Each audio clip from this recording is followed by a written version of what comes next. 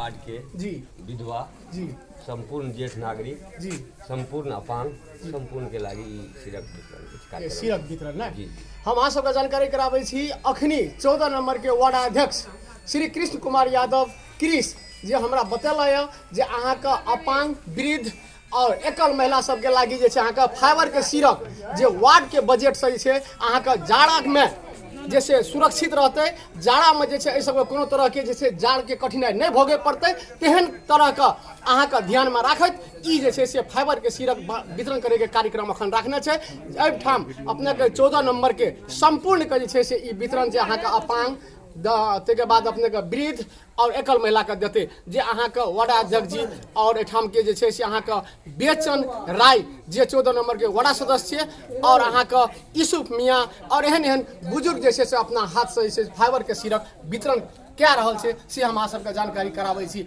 और एतबे नहि ऐसे पहलो जे छै से वार्ड अध्यक्ष जी जे छै जे जाड़ा के समय में अपने के फाइबर के अहाँ के जे छै से कंबल जे छै सेहो वितरण केने रहे और अखन जे छै सिरक वितरण करे छै बहुत नीक बात छियै। अब अहिना हम सिरक जे देलकै ओकरा की अहाँ के अनुभव भए रहल छै। मैया तोहर की नाम भेलै? फूलो कुमारी राय। कतऽ घर छै अपने के? रामपुरा। ई जे सिरक अहाँ के देलकै एहि सिरक से अहाँ के केहन फायदा लगतै अहाँ के केहन महसूस भए रहल यऽ?